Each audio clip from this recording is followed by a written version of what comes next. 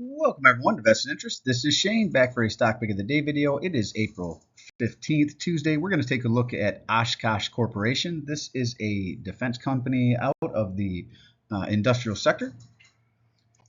Before we get too far into the video, if you could do me a big favor, all the things down below, the thumbs up button, make sure you're subscribed, hit that subscribe button, join us in this journey to financial freedom, join the Vested Interest community, make sure you click that notification bell so you're notified whenever I put out any new content. I do the Stock Pick of the Day video series Monday through Thursday whenever the market's open. We take a look at a company's stock that has pulled back on the day, run it through my screener, see if it makes it onto my watch list. And again, just because it makes it onto my watch list does not mean I am buying. It just means I am interested in doing more of a deep dive into the financials of the company, running a discounted cash flow analysis on it, giving myself a range that I'm willing to buy it. And then and only then do I add it to my portfolio if it makes sense and the fundamentals match up with my investing strategy.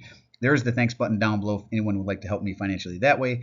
It is a way to help out the channel. You can buy me a cup of tea. Really appreciate everyone who's taking the time to do that. And a special thank you to the viewers and subscribers of the channel. The channel continues to grow because of people like you. All right, this is the Vested Interest Stock Screener. This is how we will run through the video here. We're going to look at this criteria at the end, see how it stacks up. It must meet 5 of 8 to make it on my watch list. Since this is not a financial company, if it was a financial company, it would be 6 of 9. We add in price to book with 1 being fair value. That's for companies like banks, insurance companies. Do not blindly use 1 as fair value. Price to book outside of the financial sector, banks specifically. You can use price to book for any company. Just make sure you're looking at price to book for that company compared to itself over time, as well as compared to other companies in the same sector making the same type of equipment. For this Oshkosh, for example, you might look at other defense contractors, Lockheed Martin, though they're in a little bit different, more along the lines of aerial defense and electronics, versus this company makes more like the ground equipment, trucks, and that sort of thing. So it's not a 1-for-1, but you could do like I said, Lockheed Martin would be similar. Huntington Ingalls would be another one that's similar. Both of them are in the defense sector, so you can compare those 3 to give you an idea what a price to book might look like. All right, back to Oshkosh Defense. They actually fall under Oshkosh Defense online, so check them out on their homepage. That's Oshkosh Defense, OSHKOSHDEFENSE.com. That is their homepage where I pulled this information from. And what we do, Oshkosh Defense family of vehicles and mobility technology solutions sets the industry standard for excellence. We are a global leader in defense technologies and the design, production, and sustainment of advanced military vehicles and mobility systems. We are also an emerging leader in the delivery and electric fleet vehicle market. So that's another one. Even though we don't see it here below, you might see some of their delivery trucks out. That would be more outside the defense sector. So it's not just defense. They do, again, like UPS trucks, for example, I think is one of their contracts that they have where they provide some of the delivery trucks that they might be using running around town that you might see. Over the past 100 years, we have delivered and sustained more than 190,000 combat-ready vehicles in more than 20 countries. We harness our engineering expertise to redefine the limits of defense technology and military vehicle performance. We design every innovation, product, and service to advance off-road mobility, survivability, power generation, and fuel economy to help troops complete their missions successfully. I was reading a little bit deeper. They do offer some equipment similar to the defense equipment, but for construction companies, fire departments, that sort of thing. So it's not just defense, but that does seem to be their bread and butter, at least now anyway. And you can see down below here some of their vehicles that they produce, and then some of the contracts they've been recently awarded. This is from February 12th, 2025. U.S. Army awards $214.8 million in FMTV A2 orders.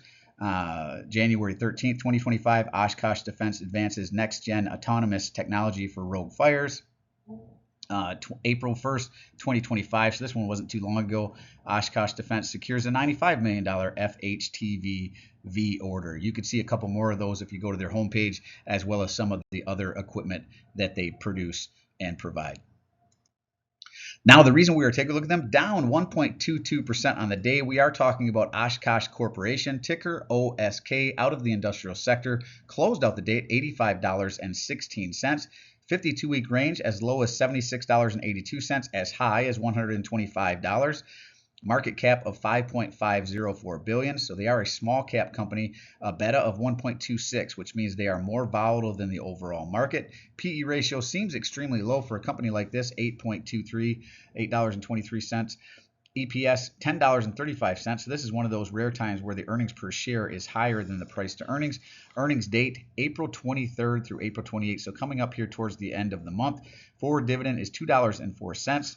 Current dividend yield is 2.37. So a nice starting dividend yield. That's higher than the overall S&P average, which is around, I think, 1.5%. Ex-dividend date, February 14th. So we just passed that. If you were to buy them now, you would not be in line for the dividend. Well, February 14th was, I'm sorry, April 14th is what I was just thinking we just passed. February 14th is a couple months ago, so it looks like this should be updated. They paid out that dividend on March 3rd. So we're a couple months beyond that. I think they're a quarterly payer. We'll see that here in a little bit. They should be announcing their next ex-dividend date, February, March, April, in May. Okay, so we're about a month away from the next one. So you would be in line for the next dividend if you were to buy them now, but you're going to have to wait a couple months since they just paid it out on March 3rd. 1-year target estimate, $113.58, according to Yahoo Finance. So they don't see it quite getting back to its 52-week high, but they do see some upside from where it currently sits. Jumping over here, I like to look at dividend yield theory to see if the company is potentially presenting any undervaluation. It's just a quick check. It is definitely not the end-all, be-all, but it does give me a quick check and an easy check. To do that, you just look at their 5-year dividend yield average, 1.55%. You compare it to their current 2.37%, or over here where it says forward dividend yield 2.37%. And since their current dividend yield is higher than their 5-year average, that speaks to undervaluation, at least according to dividend yield theory. Payout ratio is very low at 17.78%. Dropping down, I want growing free cash flow over time. Typically, if a company has growing free cash flow, they can do some things with that free cash flow. They can pay down debt, they can make acquisitions, reinvest back into the company. That's building out, more manufacturing space, for example. They can pay down debt. They can buy back shares, which it looks like they're doing, and they can pay a dividend, which this one does. They can raise that dividend as well, which is what we want to see as dividend growth investors, or at least what I want to see. So going back here to September 2021, you can see 1.1 billion in free cash flow. December 2022, 331 million. December 2023, 274 million. So it looks like a drop from 2021 to 2022. Looks like a further drop from 2022 to 2023. It looks like it might be a slight drop in 2024 to 269 million, but look at the repurchase of shares. Let's go through this. 2021, they repurchased 122 million. There definitely was a drop in 2022, even though the repurchase of shares jumped up to 155 million. That does not account for, a $700 million drop, a little over that actually. Now, same thing here, 2022 to 2023, definitely a drop there from 331 million to 274 million. Plus, they decreased their repurchase of shares to only 22.5 million. Now, here's where it looks like they've turned the corner. 2023 to 2024 free cash flow looks like a drop from 274 million to 269 million. But look at this increase in repurchase of shares. Over 4 times the amount of repurchased shares at 116 million from 2023's 22 million. So that more than accounts for the decrease in free cash flow. They just used more free cash flow to buy back shares. So I don't mind that. So it looks like they had a couple years of declining free cash flow, but then have turned it around in 2024. We'll have to see how they shake out in 2025, but maybe that was the turnaround. And with some of those new contracts we saw them, they were awarded, maybe that helps them going forward. Now, jumping over to stockanalysis.com, this is another source I go to for information. I do recommend more than one source so you can make sure the information you are looking at is accurate and up to date. 2, if not 3 sources is what I would recommend. That way, if you have conflicting data, you have a back check and make sure, like I said, you're looking at accurate information. Now, they do have 14 analysts that have taken a look at this. They call it a consensus buy. Low estimate of $94, so it currently sits lower than their lowest estimate, which would represent a 9.33% increase from where it currently sits if it came back up to the 94 low estimate. Average estimate of $117.79. That would represent a 37% increase from the current price. And if it happened to hit their high, which would be a new 52-week high of 160, that would be a 86.09% increase. All the while, you could collect that 2+% dividend yield if you were to buy them now. Now, jumping into statistics, I like to look at return on equity and return on invested capital, though I am thinking of changing that to return on capital employed, since it is almost marrying these two together. Not exactly, but it does take into account return on equity for sure, and I think it does take into account slightly return on invested capital. So I'm thinking of just changing it rather than looking at the two. Maybe I just look at return on invested cap or ROS, ROC, return on capital employed, instead of return on equity and return on invested capital. It really looks like it's a marriage between these two. There is a mathematical equation that they use to get this, but it does take into account return on equity and invested capital. So I'm thinking of switching it to return on capital employed from return on equity to return on invested capital, just so we're just looking at one instead of the two. But anyways, I have not made that decision yet. Let me know in the comment section down below. I'm still doing a little bit more research on this. What exactly is the difference between return on capital employed and return on equity and return on invested capital? I want to make sure I understand that before I make the decision. But when I look at the numbers from company to company, they look very similar, especially ROE and ROCE always seem to be very, very close to each other. But anyways, I like 10% or better for both of these metrics, and I would stick with the 10% or better for return on capital employed if I do go that route. Some people say 15%, but I'm fine with 10. But return on equity at 17.34% is above the 10% I'm looking for there. Return on invested capital is above the 10% as well at 13.16. And if I was to go to return on capital employed, ROCE, it's above 10% as well at 16.58. They did not have anything forecasted for earnings per share growth. They did not have anything forecasted for revenue growth, so nothing to look at there. Now, going back to their dividend history here, again, quarterly payer. Now, this is where we have a little bit of a discrepancy. Yahoo Finance had them around 17% payout ratio. Stockanalysis.com has them at 19.71. Either way, very low payout ratio, very long runway. They are not in jeopardy of a dividend cut, and they can continue to grow that dividend without much fear there. And they are growing that dividend double digits, dividend growth of 11.83%. Very nice double-digit dividend growth, grown it for the last 10 years. Buyback yield is positive at 0.05%. Shareholder yield is positive at 2.43%. Now, they do pay out on the March, May, August, November timeframe, like a lot of companies do.